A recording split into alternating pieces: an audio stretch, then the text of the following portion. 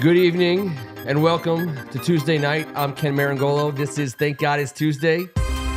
He's Kevin Ricca. Happy team having back to school week. I heard some back to school pump up conversations when I walked in here today, Ken. We'll talk about those later. Super pumped. You were pumped, man. You were pumped. Now we got to go with an old school technique. EO, Right, Robert Cohen, Take it easy. Ken Harris, Greg Martin, J-Dubs, all on the board. Help us out. We're ratcheting the music. I'd like to have us a little bit of music deep in the background of the beginning, but not overpowering this man's voice. Everyone wants to hear what Kevin has to say. So I don't think they do. it's not the year zero, Greg Martin. 180. We just named it 180. We made the call. But I understand what you're saying. Welcome to Tuesday night. If you haven't already subscribed to First Amendment Sports, now is a good opportunity. Cost zero. If you hear or see anything you like, give us a thumbs up.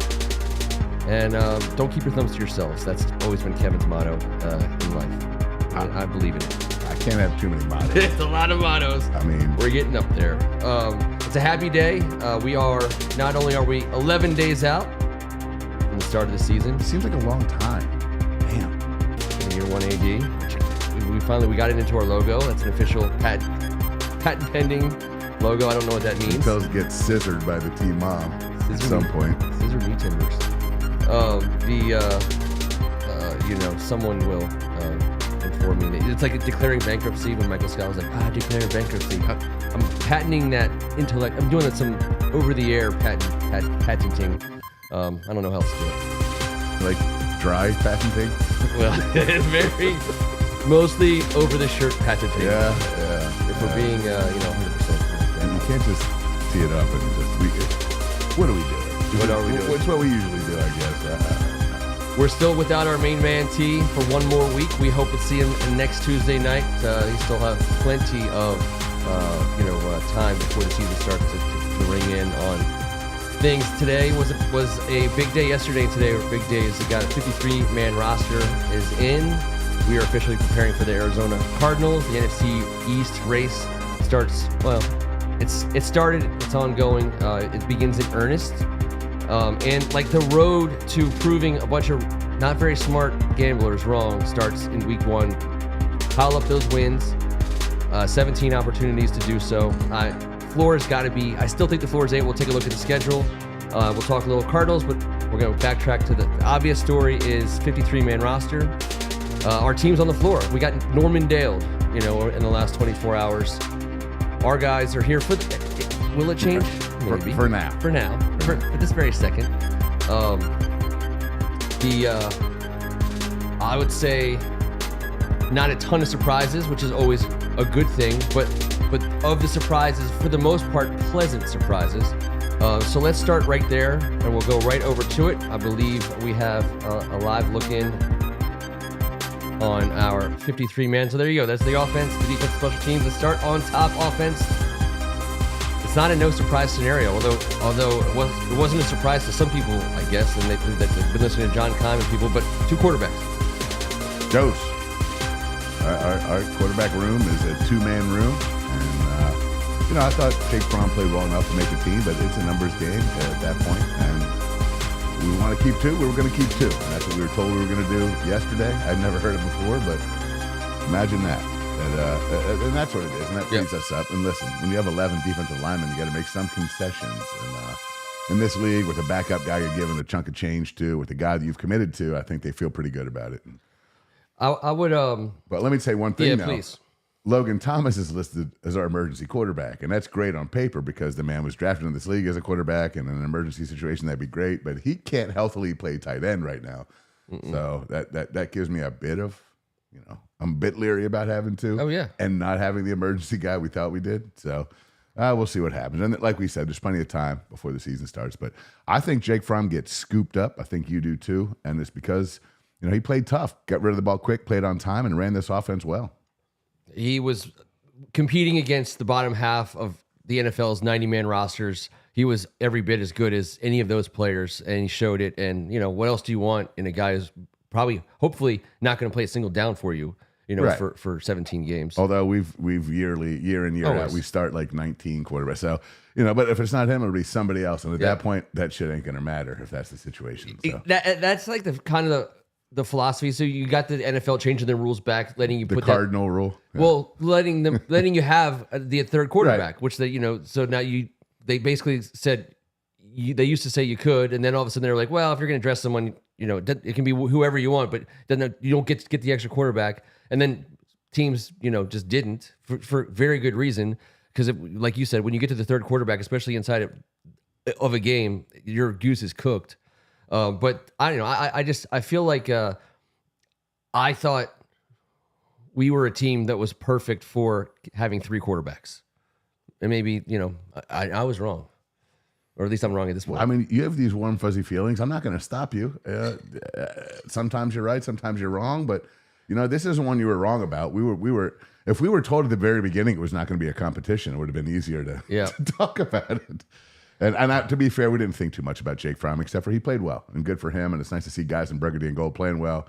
And it was a fun preseason, so good luck out there. You feel good at quarterback with Sam and Jacoby to start the season, and you feel like you're fortunate to be able to have an emergency guy like Logan Thomas, and which allows you to keep an extra guy at one of these other positions. At running back, no surprise there. That three we've been talking about the whole time. We don't even need to really spend a whole lot of time at running back.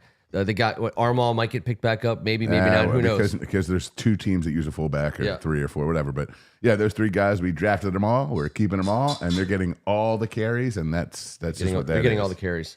Let's go to offensive line because obviously it's kind of an important situation.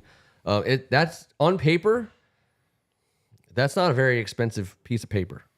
I believe the only offensive line in the NFL without a first-round draft choice on it, and that's part of the expense-free scenario, and that's fine because we got a lot of guys with other expenses, and it gives us a little, maybe some expense to scoop someone up, but we'll talk about that later. But I do like the idea. I think right there it says to you, they're gonna scoop Larson back up. I think he's a guy that everyone loves being around, and so how does that work? Waivers. Like if someone else wants him, are we competing with that other team for him, or is he automatically? Oh no, you're on the waiver wire. You can claim whoever you want. I think we're 16th on the waiver wire. But do we get to say if someone puts a claim on Tyler Larson, can we pull him back? No, cut someone else. He's cut. He's cut. He's not on. There was a rule of there was some designation where if you did that and you pulled him back, then he was automatically on the roster. You couldn't put him on your practice squad. I don't know. I'm not sure about this rule. I don't know it. I'm unfamiliar with it, but from my understanding, if someone wants he's been cut. He's not on the 53-man right now. No, he's gone. He's not our property at this particular moment. He's not employed by the Washington Commanders. But Braden Daniels is on the team. He's being stashed. Yeah, stashed. And we talked about that. We thought he might get stashed, and that's good. That's a good thing. We're committing to him for the long term, and good franchises are able to do that, and that's another step in the right direction. I know people are going to be upset, but we didn't draft a ready-to-go guy in that scenario. We drafted a futures tackle that would cost what Hal will cost to our quarterback room, what he will cost to our tackle room for a period of 2 to 3 years, and that would be a great window. Right now, Ricky Stromberg, another not early, but we took him fairly early. It was at the 4th round. We took Stromberg, and he's a guy we kept, of course, to back up at center and do that. But he can play guard, and he's been playing some guard, and that's the reason why we could let Tyler Larson float out there for a second. I think a guy like that's done that. And hold on Ricky. Go ahead on Ricky, because when we did draft him, remember they were doing a lot of talking about they wanted him to be a center. Oh yeah, and they were like, we're going to make him center. We're not going to And as camp went on, and the fact that he was playing guard so much at the end, to me, being such a departure from what they said publicly, which got guys in the NFL hate to do, because he did it, because he was showing them that he got there because he could, and that's what makes him the most appealing to me. Because I hate it when coaches talk up guys around this time, and they're kind of talking their own book and blah blah. This guy, and we're keeping him because. And we've seen that not pan out plenty. Yeah. I think he's the guy when you look at what he did in 4.5, 5 weeks in the summertime, he changed what his possibility was for us. He did that himself. Yeah, and guys talking about it's like, Belichick and Zappe have been BFFs forever. He's gone. The guy's a savage. He doesn't care. When guys start talking about people, it makes you nervous. There's a reason why Braden Daniels is on IR right now and Stromberg is playing 2 positions. He's more ready. Yeah, we knew that. Well, sorry, we didn't. We were told that, and then we followed up on it, and it turned out to be true. So, if you could be cold-blooded Belichick for a second, just think. I'm asking you a cold-blooded Belichick situation. Would you, would you consider Zappy over Brissett? No. I like Brissett's stature. Okay. And I like the fact that he's not a guy that we're not going to need a third maybe because he's a guy that's lasted in this league. He's a tough ass dude. I mean, if you bring in Zappy, then you are getting because Brissett, you owe him that much. We're not doing this obviously. No. It can't happen financially, but no, I hear what you're saying. Somebody's going to go out and grab that dude. I mean, I guess hopefully him before Fromm. I mean, if there's any chance whatsoever. The board is suggesting that that Fromm might be heading up to New England with the cold one. I mean, imagine the nuts on Belichick to cut a guy who's won games for him in the last 12 months and for Jake Fromm. That's too much nut cutting. That is some serious nut cutting. A lot of nut cutting. All right, let's keep going here. Are you on the offensive line? Are you good? Nick Gates, well, him and Wiley have got to continue. Nick Gates doing is mean. What they're doing. I know. He's kind of a bad dude. I appreciate that. We could use some mean up there. So, what do you think the odds are? 0 to 100% chance that Stromberg is starting at left guard in the first half of the season. I don't know. I know, but based on injury only, no. Okay, so he's not overtaken. Well, Sadiq Charles has been a guy who's been injured. He sure has. And Chris Paul is a guy who's awesome in the run game, and he's a massive mountain of a man. But is he athletic enough? Is he a dancing enough bear to get out on screens and to move along that line of scrimmage? He's got a big belly. We ask our guards to do a lot of athletic things, and he seems more of like a plotter. He seems like an old school, triple option tackle. He can dominate the center space. He can go 2 steps to the left, 2 steps to the right. You run behind him for 3 yards, and you're just fine. But I don't know if he's got enough athleticism to get out and about. Trent Williams, that big cat getting out there, kind of ruined us all for that. He spoiled us rotten. Now anyone else does that, and it just doesn't look the same. Staying in the trenches at tight end, 4 tight ends. I think we were talking for the most part about 3 tight ends. Hodges being kept. I don't know. I was a little surprised. Yeah, I think that's because Logan Thomas has failed to show. I think we do believe we have 3 tight ends right now. And, I don't know what Logan Thomas. We've been super worried about him, and there's just cause for worry. It's a huge position for us.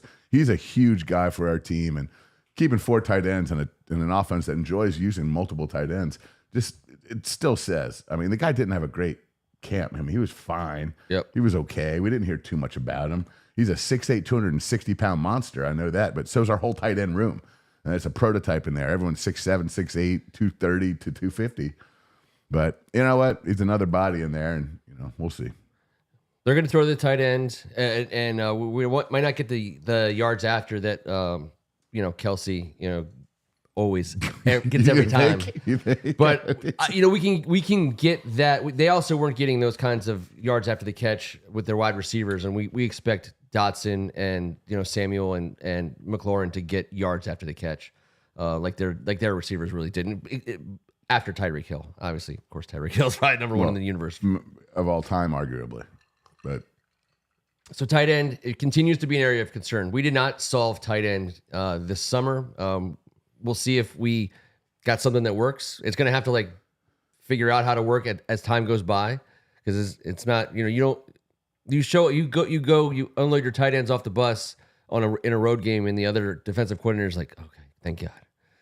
Yeah, well, I don't know. Cole Turner looked a little different this preseason. Yep. Okay. The guy who had 3 catches all year. I echo it every week, so I'm not getting too excited about something that was nothing last year. But I believe this offense, this coach is someone that could bring something out of him that maybe Scott Turner could not, or it's just his health. Maybe that's what it was. I don't know, but he's a very interesting prospect with those pass catching skills, and he's now year 2 in the league. He's learned the nuances of the run game as well. So it's going to be very interesting to see if he can take that sophomore step they talk about. Yep. He really never took 1 step to begin with, so this would be his first step into the league.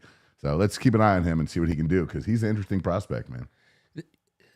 Philosophically, when you talk about you have 11 guys on offense and the way you move them around like chess pieces, and you have a stud athlete, I feel like oftentimes at every level, not just the NFL, the expectation is, do whatever you can to get this guy the ball and just let him, and let him be him, like a Kelsey, for example. But having, watched as much football as we have, the interesting thing to me about Bieniemy is, I think more casual observers and people that aren't literate in all things, football offensive philosophy. Watch what he does and how obvious he is and how good he is at creating a spot, in the defense every single time. And everyone's trying to do that. I mean, there's no offensive coordinator who haven't tried to find a way to get a guy open in space.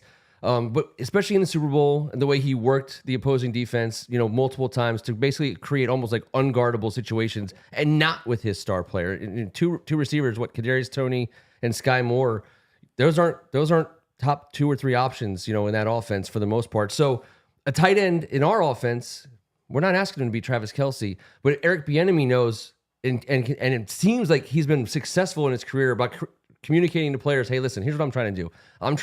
If all these other guys do exactly what I tell them, then like this window's going to open up and someone's going to be in it, and you're expected to dominate when you're that guy. And that's what I think Cole Turner, if you look at, like you said, the step that he made last year, this year, if he embraces that and the offense recognizes him, and he can succeed at a super high level. It's an equal opportunity to the offense, but 53 times in 5 years, one guy has scored multiple touchdowns in a game. When they find a mismatch, they will expose it. They will force you to change. They will force your hand defensively to switch up what you do. They will take your best player or worst player and expose him. They will eliminate your best player and expose your worst, as well as anyone in this league, and that's nasty. Yeah. Now it's easier to do with guys like Kelce but like last year, like I said, extremely balanced. It was 5 different receivers had that situation. Yeah. So, and the amount of times certain guys are targeted week in, week out varies greatly, aside from a Kelce. So our boy's going to get plenty of opportunities, especially in the red zone, to show why we drafted him, which was his ability to dominate the red zone at the college level for his final 2 years. Is it Jody Fortson? The tight end. What did he have? I was looking up his stats from last year. How many touchdowns he had? He had 2 touchdowns last year. Not a huge. He had 108 yards. They had no. I guess one of my point was they had no name tight ends, but we've had tight ends on this team who haven't scored a single touchdown over long stretches of time. What do we got here? Wide receiver. Obviously, the guy I was pining for over the last couple of weeks, Mitchell Tinsley. I was pleasantly surprised that he made it. It comes at a cost. The other, everyone else, Dax Milne, Byron Pringle, and Mitchell Tinsley as the as 5, 6, 7 is pretty. I guess it's not exactly the way we drew it up. No, I don't think anyone. Well, most people didn't see us keeping 7, and if they did have us keeping 7, most people had one of those 7 being Kaz Allen, and we had that conversation right before we jumped on air here.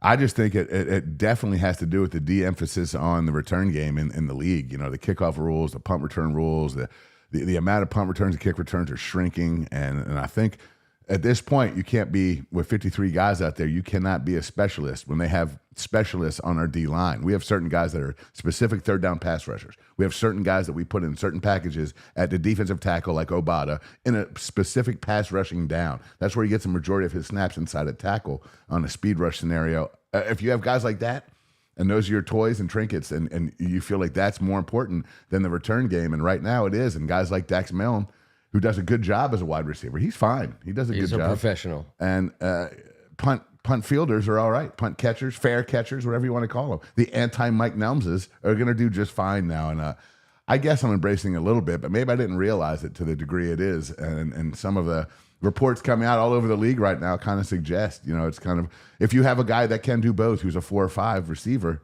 God bless you. But can he do kickoffs and punts? And right now, if we cut Dax Milne, we have no one that returned an NFL punt on the roster. So that's an interesting perspective as well. So. And no one really, no young guys that you want to expose that way. But like you said, it's like a walking yardage marker, like that the stick that tells you where you start your drive. If you ask a coach, hey, listen, if you can catch it inside the 15 or between the 15 and the 20, if you can make that happen, maybe put your back foot on the 10. But you let the ball bounce and you think it's going to bounce out of bounds for the most part. If you get pinned inside, great, but it's still your ball. You're not fumbling. The bad things aren't happening to you. That like Joe Gibbs, his style of play was, hey, right. If there's 10 bad things that can happen, but you can guarantee none of them happen by doing this, then you just do that. And if I agree. And if the other alternative is, all right, FAO Bada, let's just use him specifically, a guy that is a defensive end and can place tackle in the speed game. Return punts. You're looking at him going like he's worth more to this franchise than the punt returner who's gonna maybe have 1 or 2 returns on the season. Now, that's a lot in this day and age. And that's a high end for a rookie who's never touched the ball in the NFL before. So I look at that, and I think that's how they looked at it, and I'm all right. Moving and using that as moving over the defensive side of the ball. How awesome is it? I think it's awesome. It's 5 defensive ends in contract years. It's crazy. That's insane. It's crazy. Our whole that's just yet another aspect of the year 1 AD that is so cool. We get our 5 guys. We like them all. They're every single one of them, except for obviously KJ. But every single one of them we like. We picked them. They've only ever been here. In the Ron Rivera last year 0. KJ and Andre guys. Jones. Don't forget about Andre Jones. Oh, you know how I feel about it. I mean, obviously 5 of the 7. Yeah, you can choose your own adventure in the offseason at our strongest position with our 2 studs locked up. You can keep easily. If you wanted to keep Chase and Montez, especially if Hal has a good year, you can. If you can keep one of Chase and Montez and 2 of the others, obviously the rookies come back. There's a lot of combinations, it's crazy. but I do like what you're saying. And you know what? When Rivera first got here, we always talked about it. He just brought in 1 million guys on 1-year contracts, threw them into the pit, and took out whoever made it. And I'm not saying we're any good, but we made the playoffs that year at 7-9. It was a fun season to watch, and one of our funner seasons to watch. Yeah. And I just appreciated the way he went about it when it's like, go out there and earn your job. Now, we didn't have a ton of talent, and I think that's a ton more of the defensive end spot. But right now, they're not fighting each other for these spots. They're fighting the other team for fistful of cash, and that's a good thing. It's a good thing. I don't like to, especially on when you're 53. I don't want to get too caught up in the nerdy salary cap roster building aspect of it. But it is a big deal when you look at these 7 defensive ends and you think to yourself, we're not married to anybody, and all these guys we think can play. They're going to be given a chance to play, and there's a lot of ways forward in the next 2-3 year window where you're super solid at defensive end, which is like one of the most important positions. And you might not be coming out of pocket at a super high level. There's some damn good football players in that group. I mean, so the strength of our team is right in the trenches up front on defense. We talked about the defensive ends. I don't know if there's anyone else there too. I'm a big Smith Williams guy, but I understand he's a role guy. Hopefully he makes a play when he's asked to. But I'm interested, and everyone knows how I feel about Andre. I'm interested in what you think about KJ coming out of the preseason, number 55. I haven't heard a damn thing. Me neither. And that's all right, because when you're going up against those other 7 guys and you're being indoctrinated to this league, and he's a smart guy. You remember he started an INL benefit. He raised money for his father's kidney surgery, transplant, I believe. By starting a T-shirt company. Smart guy, gave back a ton of that money also to the community. Dad was a Redskins fan. This is a super guy coming in here. I think he's been hidden in the shadows of the obvious. I mean, there's some Pro Bowl bad dudes up front, but I haven't heard much. Maybe no news is good news, because I haven't heard any. He hasn't been dogging it. He hasn't been at the club. He's not been getting in trouble. I think we would have heard that. Getting his ass chewed. He's just kind of fitting in, and that's fine right now. That's fine for him right now. And he's surrounded by talent as a rookie, getting taught the right way. Or I mean, listen, there's no one hungrier than Chase Young and Montez Sweat going into this season for all the millions of reasons you can imagine. And so if you're KJ Henry and you look at what those guys are doing, no one wants it more. No one knows what lies in the balance of this season more for the rest of their lives than Montez and Chase. They have a hefty paycheck coming their way. So it's a great thing for KJ to see and learn from. But the not hearing about him, I don't think that cuts both ways. I think it's more like no news is good news, because if he was becoming a bad mistake, a draft mistake, we would have heard that by now. And by the way, we didn't draft him to be a full-time starter. It's a possible starter where we took him.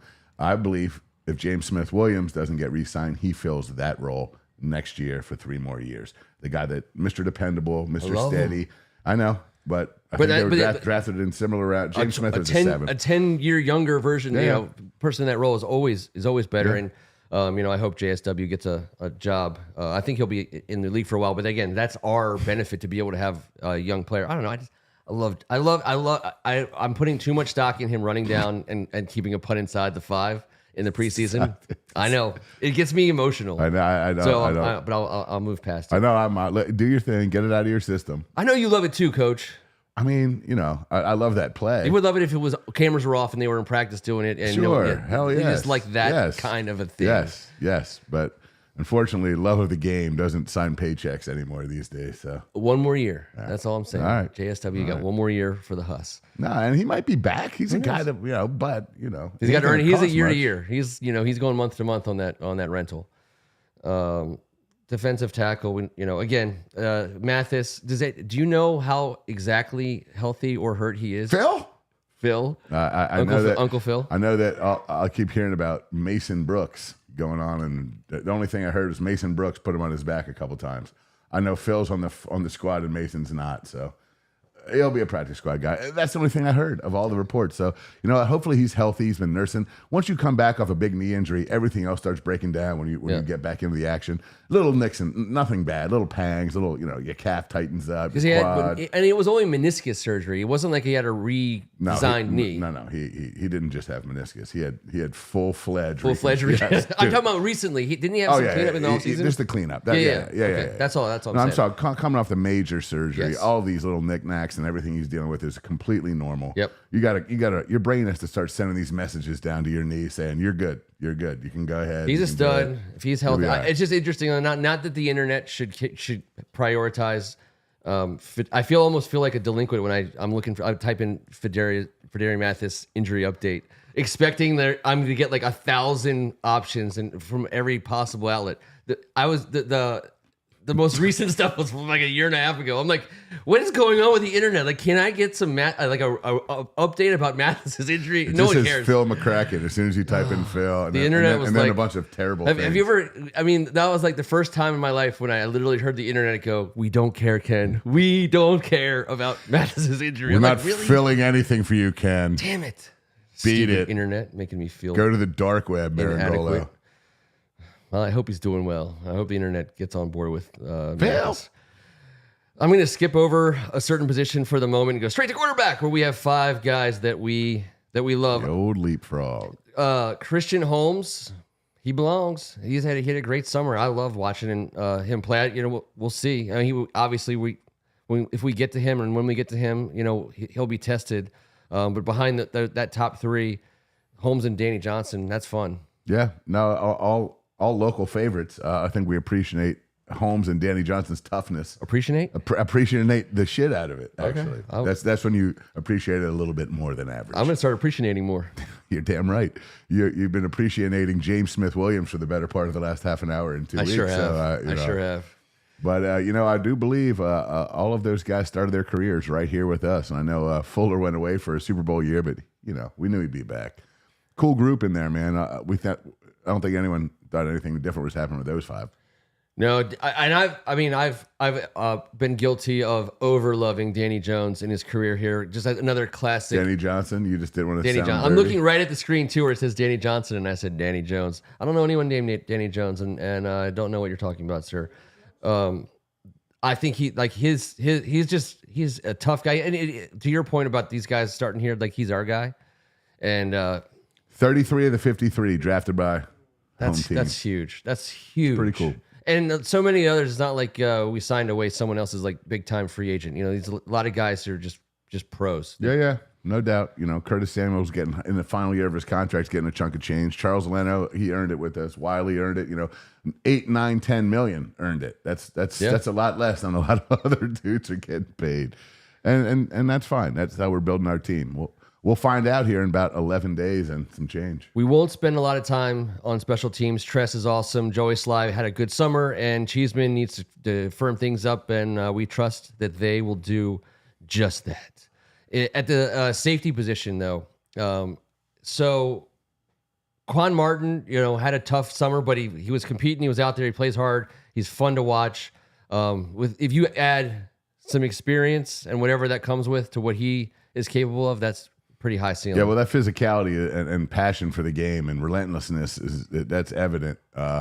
He's one of the guys that the fans were down on the most, that the coaches were highest on. It was a very weird dichotomy between the fan base and the coaching staff. Because people want you to win every play in the preseason. I know, and he's getting raked across the coals on Twitter, and all I can hear is Ron and Del Rio offering their praises of what they think he's going to be. And I get it. They're specifically talking about his ceiling, and they can see every day at practice that he's checks boxes for all the rest. He's got to calm his ass down, settle down into this league a little bit, figure it out. You can't just come out there hyped up, be a hype man. You got to be a surgeon out there. You have to. That brain has to be humming. You have to be equal parts crazy as you are intelligent. And he is intelligent and he is crazy. Right now, He's letting the hype get the better of him. He is so every play is the last play. He's just got to take a deep breath and trust his technique. That happens with repetition. You'll hear these guys repetition. I think by midseason, this is going to be a factor in our defense. And this is kind of what I was talking about with Ricky Stromberg. You have coaches talking highly of a guy, and that measured a little bit more up with the fan sentiment with what you were saying. But in that case, you look at what Ricky did and you say, okay, I think the coaches are telling us we got somebody. And I think some of the talk from the coaches about Quan is more directed at him than it is to us, saying, hey, listen, dude, you're a good football player. Right. You're going to be good. You're not going to be on the field right away anyways. Although I do think we're going to see him plenty. I agree. But with Derek Forrest and Cam Curl in the back, Percy Butler, another guy we drafted who sticks. Not a name we heard a lot in the preseason, but not a name we needed to hear. I mean, he's going to be on the field probably more than you think for someone who we didn't talk about at all this summer. Now that you list all five of those guys are some hammer throwing, ferocious physical badasses. Every single one of those dudes is not someone you prefer tackling you. They throw their bodies around. They attack the ball carrier relentlessly. As you just said all those names, I'm sitting there thinking, bad son of a bitch. Oh, my gosh. All the way down to Percy. And man, when you talk about the new age of special teams decision-making and why Kaz Allen doesn't make the team as a wide receiver because you don't really need that role, here's where a player probably played his way onto our team for a variety of reasons, but special teams being one of the most important part. Jeremy Reeves, he is really and if you look at this roster, he's probably the guy that made the team the most for special teams contributions. Well, he might be the best special teams player in the NFL at this point, made a Pro Bowl because of it, and he's an elite special teamer. And by the way, he's a starting safety for half this league. It's not his fault that we got some bad dudes playing right in front of him, and he's going to get plenty of clock. He'll be on that field plenty. Obviously, we know how much Coach loves him, but man, that's a tough group there. That'd be my new favorite group, man. The safety group. It's so cool how good we are on the defensive line and how sneaky strong we are at safety. And I mean, we'll go into any game with Forbes, St. Juste, and Fuller as our top three corners, and we'll say without our defensive line and those corners, you're doing great. But on that back end, especially when they're safeties, but like Curl's always on the field, Forrest is going to be always on the field. They're going to put Quan and Butler on the field a ton as a third safety, and Reeves is going to be in a rotation in that role. They're going to be on the field a lot. Oh, that's all right. I caught it. But they're going to be on the field nonstop. But those are the dudes we want. The guys that cover sideline to sideline. They not only are they relentless hitters, they can scoot. There's no one out there that can't run. Man.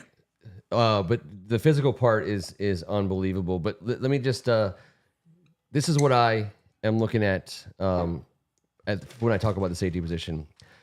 So we have a couple dollars left over still.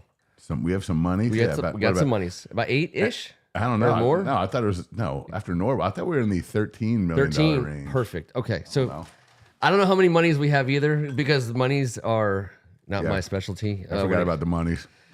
And we talk about 53-man for now, but I'm just going to raise a point, and we already talked about this on the show in the last 3 weeks.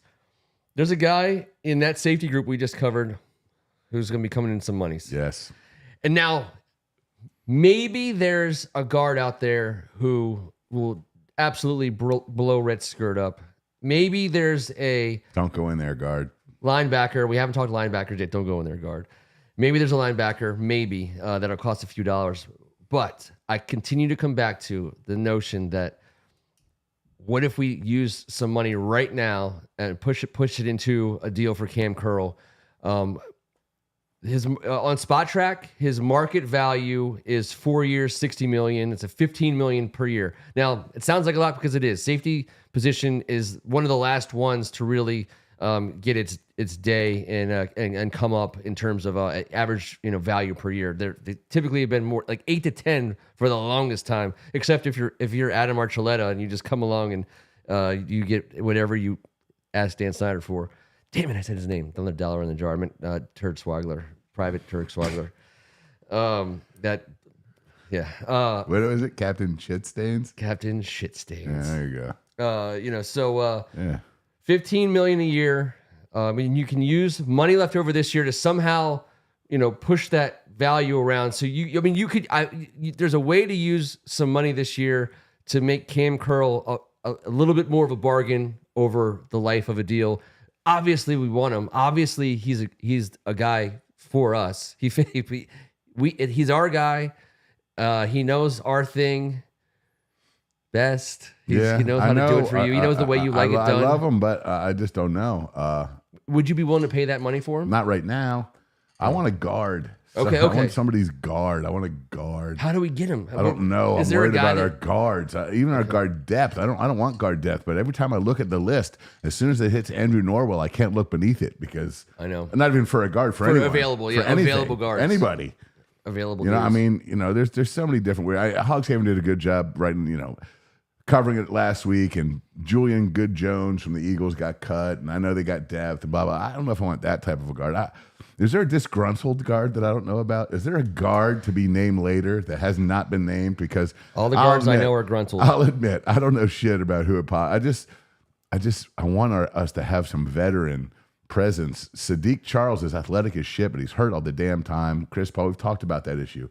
And then that's it. Like, is there a guard? Would it come to a point? Then Stromberg. So that's what we're talking about right now, man. That's what I said earlier. That's tough sledding as soon as an injury happens. That's all I'm saying. So then you would say that I prefer guard money over extending Cam Curl right now. I want to see Cam Curl in a contract. Still choosing between a guard and re-signing Cam Curl is all I'm saying. And you're saying there's going to be a guard out there that you'd rather put the money towards. No, I'm saying I wish I knew that there was one because I admit I don't know who it could be. I have no idea. I'm not that in depth on. I'm looking at the disgruntled guards in the NFL, but we'll take the gruntled ones too. I know this. Cam Curl is a stud, and I love him, but I want to see him play as a stud in a contract year, and then we'll see what we got to do.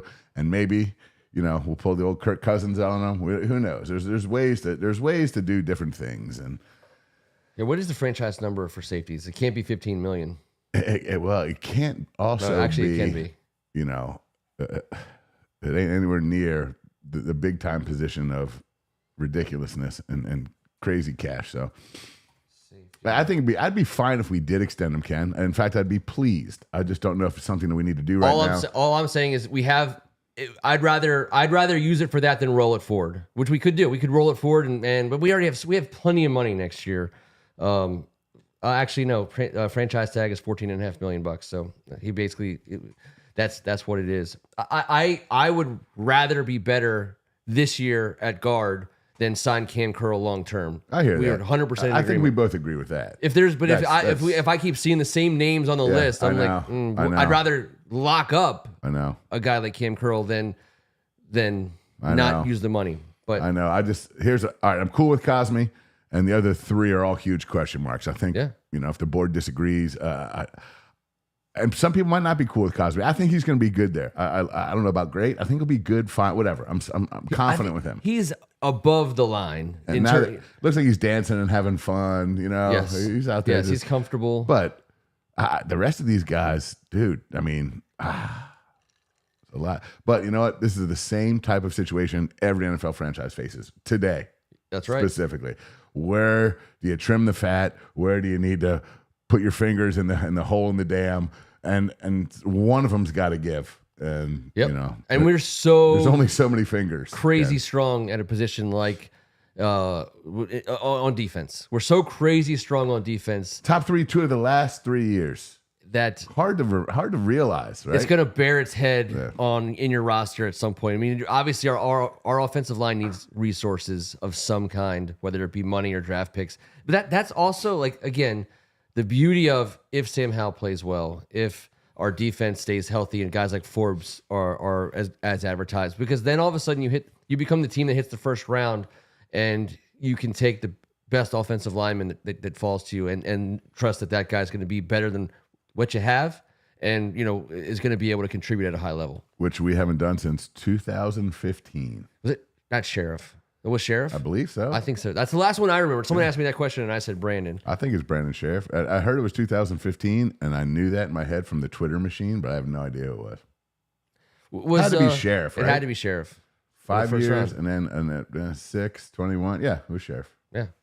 Who else could it have freaking been? We haven't. I mean, he's the last guy that I remember we drafted in the first round. So it was a hell of a pick. I loved it. I know, a guard in the top 10. Whatever. He's Pro an Bowl. All-Pro. Yeah, he was. He was a Pro Bowler. I mean, All-Pro. Sorry, yeah. I meant All-Pro. All right, what do we got? What you meant. We talked about the linebacker a little bit. Davis, another name that hasn't popped up a whole lot, and kind of thankfully so. The guy is facing it's 4 to 8 days in jail. I mean, he might have to do jail time during the season. I don't know how that works. I have no idea how the whole thing works. Well, it's big time street cred for the rest of the season, but it tough. is. Tough. Hopefully, it's the bye week. But jail's not on Sundays, is it? I don't know. Well, it has been. If you, by the way, the NFL, if you get arrested on Saturday, you stay till Monday in certain jurisdictions. No way Roger Goodell has as much stock in sweaters as he does to let a guy who was in jail on Friday play in his league on Sunday. There's no chance, right? Are you talking about the devil's spawn, Roger Goodell? Roger Goodell. He's not. If you're not getting released, it's not like 48 Hours with Nick Nolte and Eddie Murphy. And he's like, I'm getting you out to play some football this weekend. I mean, he doesn't make decisions. He gets told what to do, and then he signs his name on pieces of paper. I know. I understand. He's a bullet taker, but the sweaters was his idea. I maintain that the sweaters were his idea. Yeah, well, I'll give him credit for at that. least give credit where credit's due, and give the Manning brothers the quarter zip that they deserve. You think they deserve the quarter zip more than Goodell? The quarter zip sweater. Yes. Okay, fair enough. Goodell deserves the full length when he was trying to be casual, all up. Yeah, just guns. Somehow looking in a. Just saying. The moves were super jiggly. They're jiggling, baby. Go ahead, Goodell. So he pays his debt to society, and moves on with his life, all inside, and then plays football inside of 1 week. I think that is a Disney movie if you ever heard of it. Well, the idea of speeding it wears. Some people can be like, all right, well, it wasn't like, and to be fair, yes, he was probably putting others in, maybe not, but himself, it wasn't as bad as it could be for jail time during the season. But I don't know. Fool me once. But Jamin Davis continues to be a work in progress, a first round pick and linebacker at a position, if anyone's keeping track, that we kind of need badly because it's a short bench, small room. Cody Barton is a professional linebacker. We will see what he brings this season. He's going to be on the field all the time. I mean, these guys have to play constantly. I mean, David Mayo, I love David Mayo. Another guy we drafted from, what was it, Texas State? We didn't draft Mayo. We did not draft Mayo. Was he undrafted? Mayo. I think so. He was okay. Well, we called him. We put pads on him, and he's again not a guy who is going to destroy it. With speed and size and strength, but I don't know. Is he? When do you become a glue guy? Well, he's a glue guy against the starters, and in the last two preseasons, every time he plays against second and third teams, he just smacks the shit out of everybody, running around making plays. Yeah. So I get it why he makes the team, but I also get why he's a backup. One of our viewers went to college with him, Really? Sean. If you're watching tonight, Sean, your boy made it. One more year. I get texts from him all the time when he makes plays. I mean, we only have 4 linebackers. Guess what? Man's going to be on the field. He's going to play some special teams, and he's going to get in sometimes because the other 3, inclusive of Kalik or Kaliki. What are you calling him? Kalik. It's Kalik. I think when we drafted him, I said Kalik because it just sounded sweet. A whole bunch of people said it 10 different ways, and we just heard it differently. I've said Kalik the last few. And Chick was saying Kalik the other night, so I assume Kalik. Yeah, sometimes Chick says what Chick wants to say. It's true. Yeah. That's why I was asking you. you. I think it's Kalik. Kalik. I'm going to say Kalik then. Kalik Hudson. I liked Kaliki. And Kalik is also the official beer of the country of the Bahamas. So ooh, there you go. Let's go Kalik. Kalik. Yeah. And he had a good August. Again, he didn't have the kind of, he's not jumping Davis and Barton in terms of starting, but he played well enough to where obviously they feel comfortable with only 4 linebackers. He's clearly our 3rd linebacker. And he it's that Kalike vision, and I just ruined it for you. Now you're gonna say it both ways. I'm gonna say Kalike, and now I'm back to Kalike. I can't help it. Damn it! I did it on purpose. I spitefully did that to you. I apologize. Tim, here we go. I don't think we've had a comment from Tim Foisey.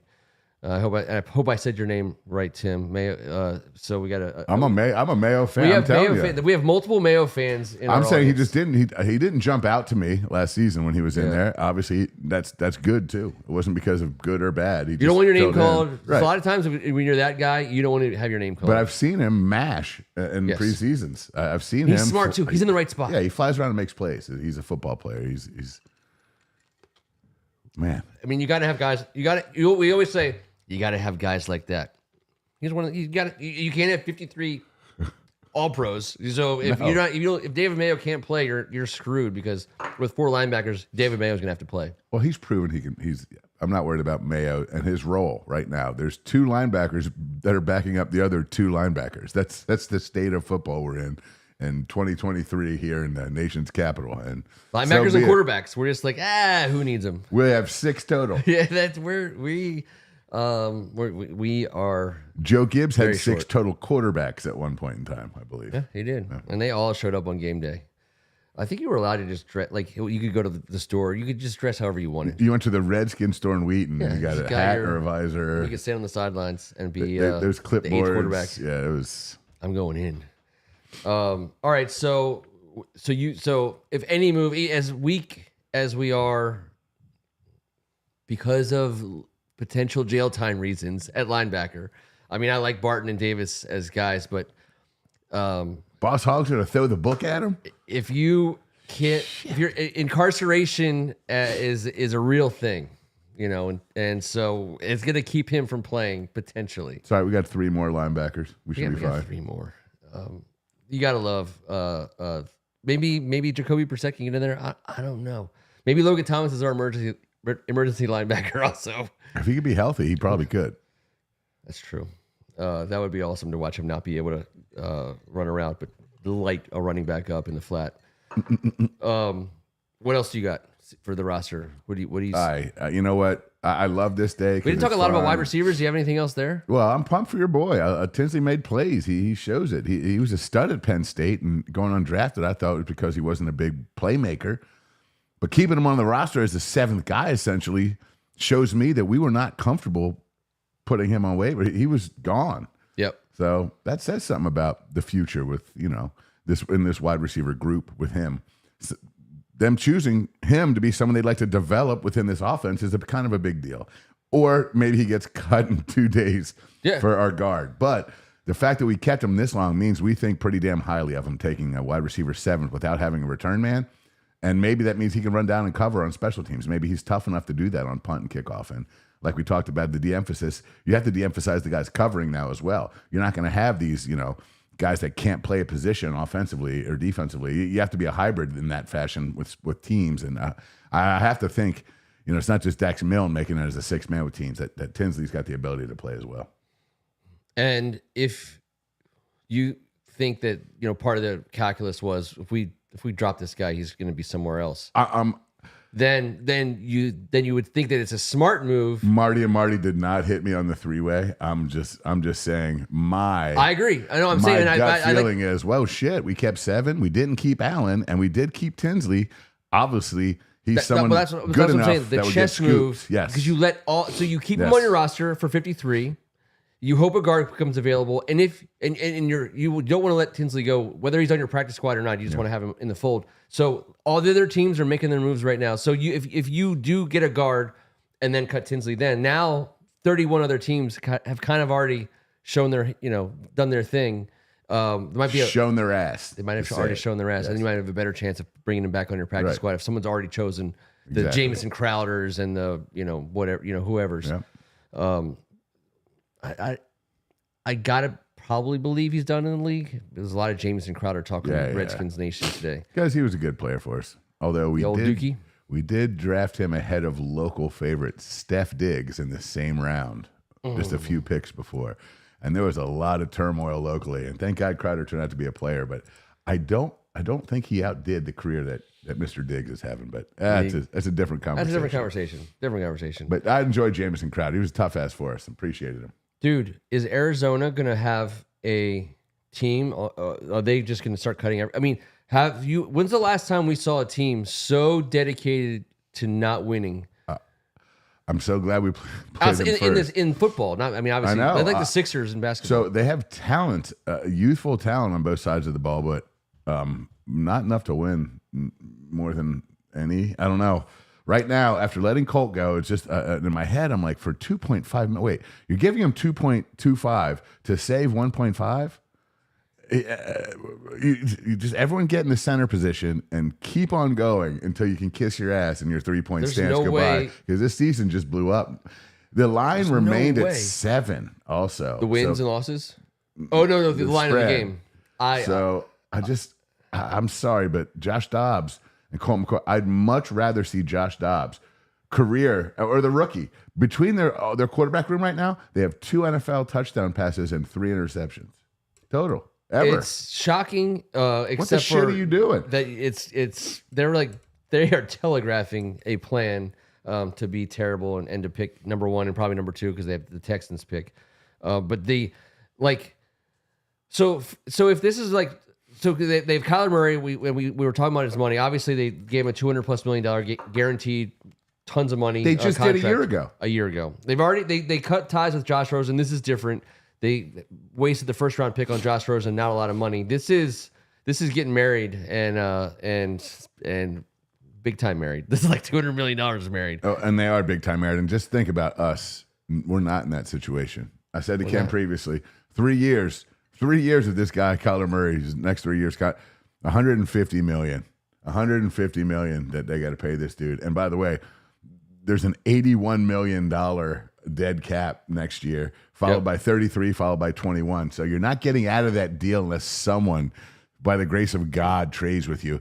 Can you imagine? The converse is we have $3.2 million wrapped up over a 3-year span with our guy. That's $150 million for the next 3 years. That's insanity to me at the same position. And our guy's actually playing this year. So we have the ability to see what this guy has, maybe develop a young starter that we think is going to be pretty damn good. And then they got a guy that was, a bit of a risk, who now they've thrown so much money, they can't escape it. What do you do? So on one hand, I firmly believe that if there's a player that you love and you have to have him and you think that the world changes based on that player, I'm talking like Michael Jordan, Wayne Gretzky, you think you got that. If you think that that's the case, then you absolutely have got to go get that person. And without naming names, just talking about strategy, I believe that. If you believe that what you do have is so wrong that you have got to start over, then you got to start over. And the pain involved in that is it's insane. But $81 million in dead cap? You can't. So you can, but it's the worst kind of pain imaginable. It's like, what percentage of the cap? Look at their roster right now. I bet you they could get away with that in a 1-year scenario. But that's good. It's bad, dude. It's bad. It's not. It's got to be Plan Z. You know what I mean? Like, it's down the list of things that you would ever try to do.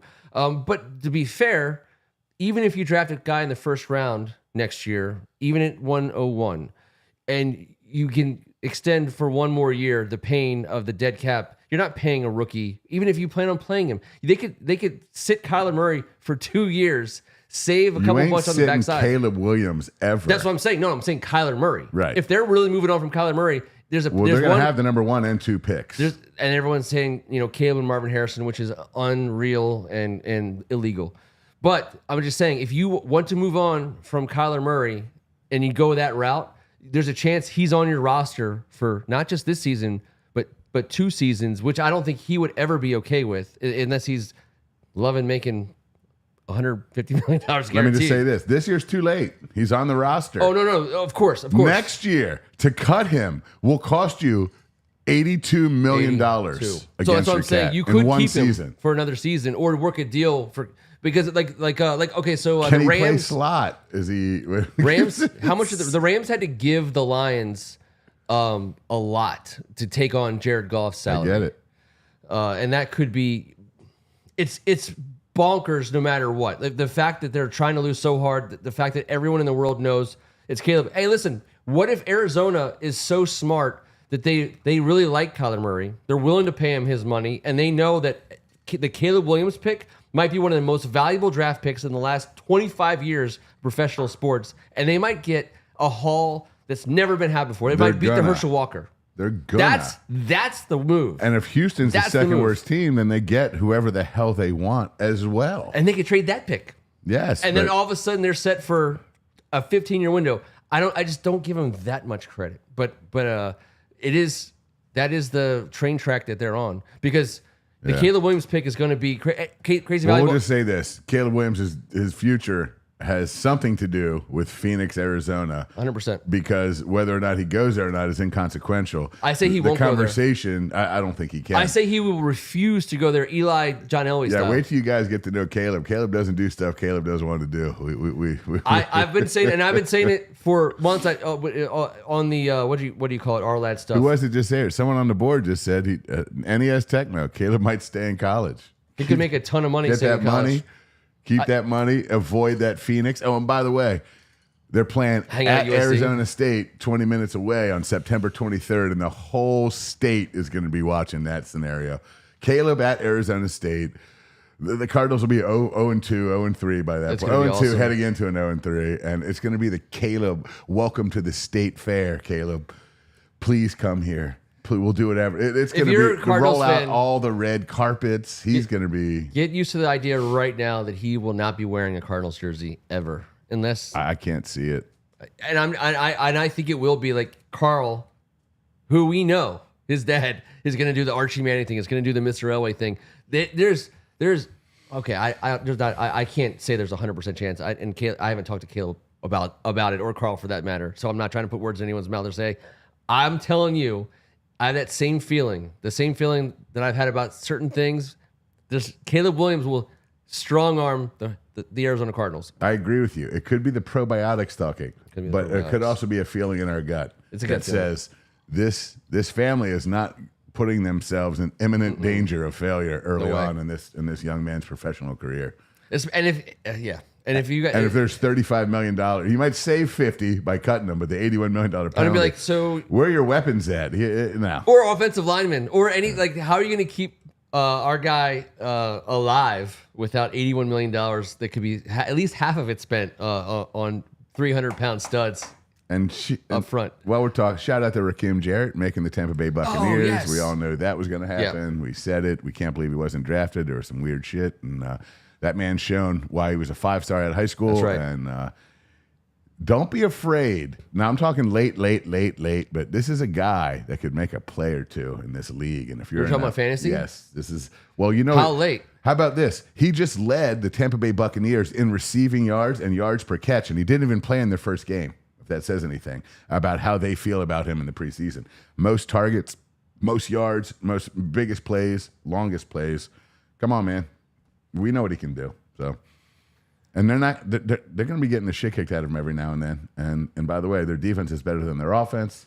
It all leads to multiple quarterbacks throwing it all over the damn place. But Rakim comes down with it. So, well, it's just so. I don't want to start a whole new. So conversation, good to have a guy. He's our guy. I know. He's our guy. I know. He is. Ken Harris. I'm going to put this up there because I had a long conversation. Everyone's doing the survivor pools right now. You got some time So the philosophy, like the talk amongst anyone who's serious about these pools are you so high up on the Skins in this matchup? How far can you ride the Cardinals in a survivor pool this year? Right? So until they play the division team twice, you can ride them all the way to that point, which my recollection is it's deep into survivor pool season. Survivor pools, what average one? How many weeks does a survivor pool last? 9, 10, sure, 11. You probably get your first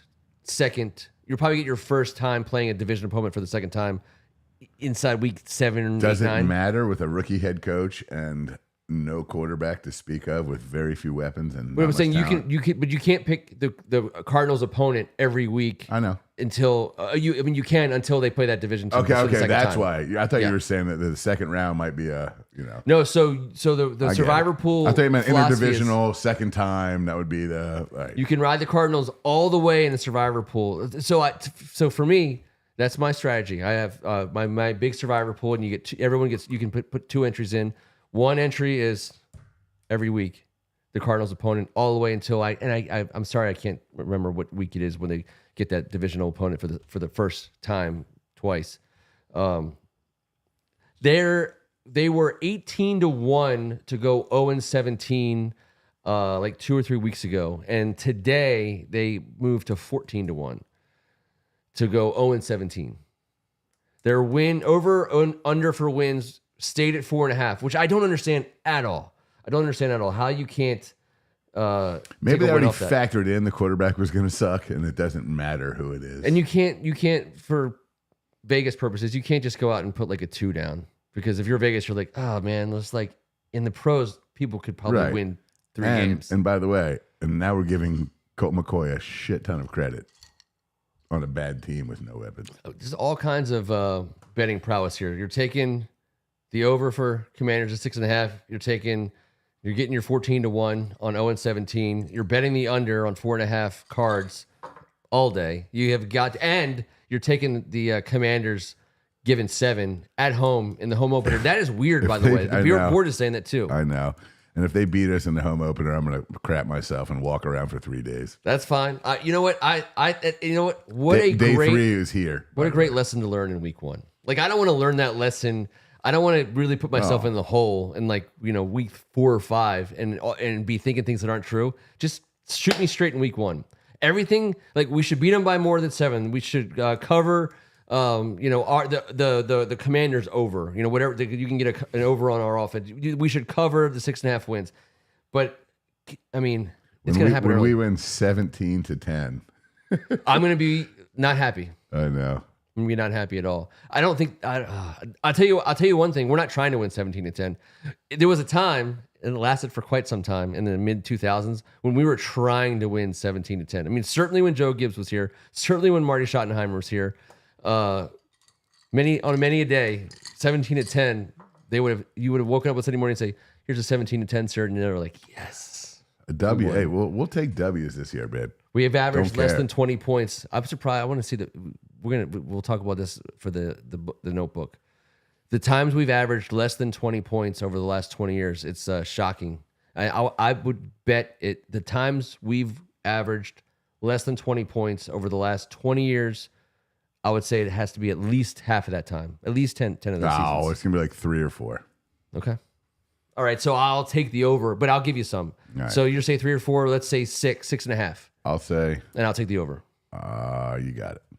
Over that we'll find, because it's been so infuriating, and also I would it's shocking, of course, over a long period of time you would. I only say that because we're permanently in the low 20s in my like 20.4. I mean, like, honestly, 21.7. Yes, 22.1. We're like, oh man, thank God defense showed up, and they always do. They really do, and it's going to be that kind of year. I love that.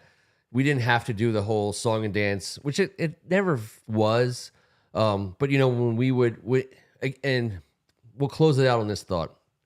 We'll start closing out on this thought. We got our team today, and just like everything else that's happened in the year 1 AD so far. It's fun, man.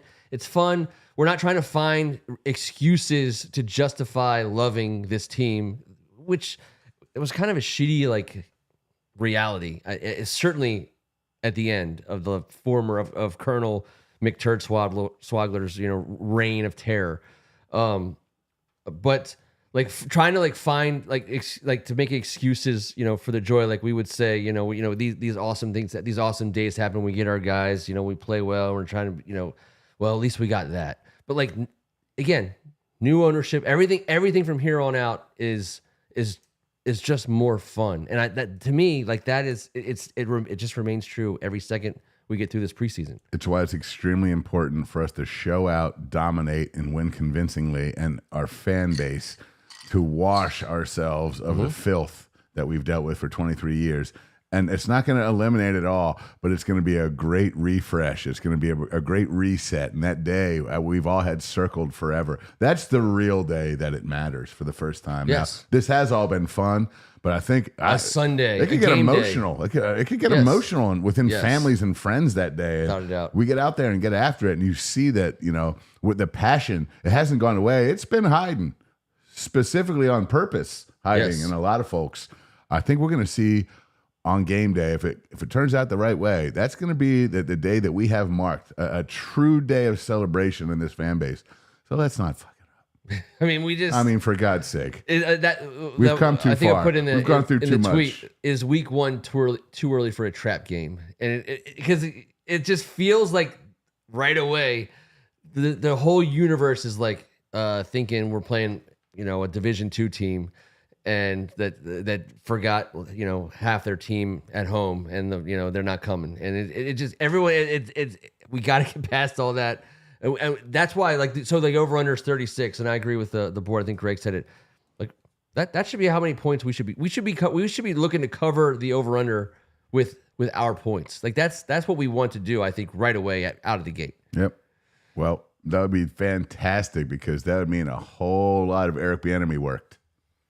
Because how many times have we scored over 36 in the last 5 years? Ooh, okay. How many times have we scored over 36 in the last 5 years? I'm going to say... We're talking right around 80 games-ish, maybe 82. I'll take... I would say... I would venture to say single digits. I'm venturing single digits as well. Yeah, I was thinking like 7 or 8.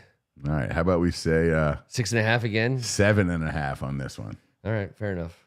Plus 36, 7.5. I don't think we scored it. I don't think we got it 8 times. Let's go 6.5. Make it 6.5. Two bets at 6.5. That's rude. Yes, it's rude. Let's not muff this up, Robert Cohen. I love it. That's true. If we that'd be the ultimate. That'd be the ultimate muff. That would mean that one of us, and on this board, one of you. That would mean that one of us didn't wash their ass on opening day. That would be the only. Don't. That's a lot of pressure on Tim. It is a lot of pressure. But you know what? Being the team player that you are, I'm certain you'd be the first guy to volunteer to just head on over to T's on game day and take care of business. My part-time work in the walrus exhibit at the zoo has given me a lot of relevant experience. Man, T, I think you were just called a walrus, but no, because he's mean and violent, and he'll inflict pain on you. Okay, super mean, super violent. You know what? That's enough of this. But it's also the key is you don't want to be in close scrubbing. You want to have some distance. Comes back. Yeah, it comes back. You want to have something that's extended. That's what I'm talking about. The tools. So you can clean it. Yes. From a distance, but doing a good job. Like Bette Midler from a distance. Yes. All right. It's like the guys. It's like you hear what I'm saying without me actually having to say it. I know, but last time the power washer didn't work out, so I'm just making sure that your game plan works out this time. He was impervious. He was impervious to my power washing. That's his superpower. I'm not powerful enough. Let's see. 2019, we averaged less than 17. Oh, 11. We averaged less than 11. Ken, I said it was like, what? I said it was, what, 3 or 4? Going back to 2004 season, the furthest. That's 20. That's all we said, right? So I win, right? That's atrocious. It's terrible. Maybe I'm in denial. I knew it was always like 21, 22. I've seen Okay, it, but that's crazy. dude. I know that we've popped, but we've never. That's sickening. And also, so averaging less than 20 is dude, it's miserable. In 2019, we averaged less than 17 per game. By the way, less than 20. How do they have commercials? How do you go to commercial and we're like 3 and out, punt? I guess that's it. Think about your average game that's less than 20 points. In many cases, that's like 1 offensive touchdown, 2 or 3 field goals. Maybe you get a defensive touchdown. But lots of field goals. Lots of missed field goals and missed field goals. Yeah. You're lucky that score has 2 offensive touchdowns in it on an average basis. And I'm telling you right now, it did not. I'm not shocked by that, but it's just disgusting to read over and over again. And sometimes you ask yourself, do we really know what we've just been lived through? Do we all really know what we lived through? That's what I was kind of getting at. Yeah. That's what I was getting at. We're like, we're not there yet. Like we got to deal. I think there's been some serious denial amongst us about exactly how bad we were and what we should expect on a going forward basis. Because I think I'm not talking about greatness, and I'm not talking about Super Bowl. But you look at this 2023 schedule, not 22. I did a good job today. There's some fun. There's some fun outlined for us. Those are for the most part, all the way through a lot of games we think we can compete in, and and to be here with our mindset and without the baggage that came. How many times we say, hey, listen, if you're dysfunctional from Monday through Saturday, you're going to be dysfunctional on Sunday. That was the case for 20 years. That's not our burden, right? That's not like the anvil on our shoulders, right this very second. So, no one's picking us to go to the Super Bowl. That's fine, and no one's picking us. The over/under 6.5 for a reason, and that's because a lot of people aren't looking at us as anything more than at best a 500 team. But man, I tell you what, that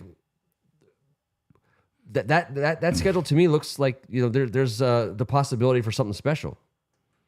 Make it, and I consider making the playoffs something special. I agree. If as a fan base we could meet up after opening day, after that win, and meet up again for a home playoff game, can you imagine that? I want to ask you a question. I had this question lined up for you. All right. So, assuming I can't go to number 4. Assuming that we are, would always argue that if I said, "Hey, what's the most important win?" We'd always say like the next game. Like that's the biggest win. You'd say, "What's the most important win here?" In a whatever period. You're like, whoever we're playing this week, that's our most important win. We agree. That's who it is. Let me just ask you: after we get past the Arizona Cardinals, in that next 3-week period, Denver, Buffalo, Philadelphia. If you tell me of those 3 games, to you, what would be the biggest win we could get? The Eagles in Philadelphia, as opposed to home against Division Buffalo. Conference. It's an easy answer. It's an easy answer. It's worth I agree. more. Yeah, of course. It's got more value, and of course, Philadelphia. Philadelphia. I don't want to lose to Buffalo either, but I agree. If you, but I've already said Buffalo. I'm trying to F everyone. That's true. That's true. You need to create some distance between your Buffalo hate. Why is everyone so high on Chicago whooping our ass on Thursday night, October 5th? I don't know. We own them on Thursdays. Why are people just...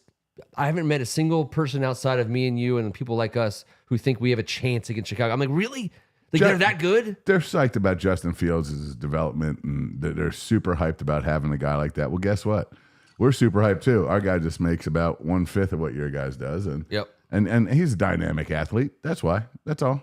The board is right. The people who are saying a win against Buffalo doesn't, boost us up, they're right. But the reason why Buffalo was a possibility in my mind was because they come earlier, and B, it would be the kind of win that would put people on notice. But I do believe that to us, the most important win of that stretch should be an NFC opponent, the NFC East opponent, and the freaking Eagles. It's its own reward. If you beat Philadelphia, it's its own reward. We do own the Bears on Thursday night, no less. It's bugging me out. There's the reaction to reality. Like that's going on with not increasing the spread from 7. It's weird to me. Not increasing the wins from 6.5. Not lowering the wins from 4.5. All that stuff. I just don't understand it. But they built a freaking desert and a city in the middle of the desert, Kevin. So they're a lot smarter than me. One last look. There's our team till tomorrow. Is it going to be that early? It very well could be. It can be. We're going to be back in 7 days to talk about that with our man T. Strachan. He's Kevin Ricca. Yes, thanks again, guys. Always a pleasure doing this. This is, I think I've gotten through the last, 6 years, Ken? Yeah. With this group. I think that's why maybe it's felt less 6 years angry doing this with this group of people over with the this live amount of version. time. Yes, and I appreciate you guys keeping our spirits boosted, and hopefully we get to do the same. We're all in on this together, so it's gonna be a fun season doing it together. Let's keep it up. And the lipstick on a turd lifestyle that we've led for 20 years. Wasn't it supposed to be a pig? Did you just switch the lipstick to a turd? We put lipstick on a turd. Was it a turd the whole time? The whole freaking time. No one told me. Who constructs a pig out of turds, you sick bastard? And how hard up are you when you're like, that turd has lipstick? And all of a sudden, that a turd is more attractive with some lipstick on it. All I'm saying is, don't you have different lipstick on post? I mean, it was just turd flavored lipstick the whole time. That was the worst. That was the worst part about it. We had no idea. We don't have to do that. God, that's the thing. We don't have to do it. We're freed from it, and it's a big deal. I mean, I know people who aren't fans of this team don't understand, and everyone has their problems, and some people have to be Texans fans. I get it, and thank God we don't. But at the end of the day, it was a very unique scenario for us, and we're through it. So enjoy it. Keep your muff to yourself. I'm just trying to figure out what the hell I've been kissing for the last 23 years. Dude, it was very turdy. Super turdy. And by the way, throw the lipstick away. Do not do we with that lipstick. It's not lipstick. Has to be. It's never lipstick. No one uses it. I like Greg Martin's picking up a turd by the clean end. There he is. Yes, but the worst part though is you were kissing it. So I guess I was putting lipstick on it. So that it could feel like someone might want to kiss it. Why do I have a feeling like there's a list? There's just a little... It's like D. Snyder. El Guapo. El Guapo. B. Allen. Just a little turdy. We'll be back in a very short while. 7 days, actually. Hopefully you guys still come back to join us. We're going to be here. T's going to be here. He hates this shit too. It'll be great. It's always a couple minutes too long. Thank you guys for hanging out with us. Until next week, this was Thank God It's Tuesday. Cheers. We're still live. Come on, let's go with this. Wait, do you know what? Let's do that. We don't have any copyright infringements with this music. Therefore, we will play it forever. Love you, yo. Oh, Muff you. Yeah, I don't like it. Milne's going to be the reason why we don't have more muffs.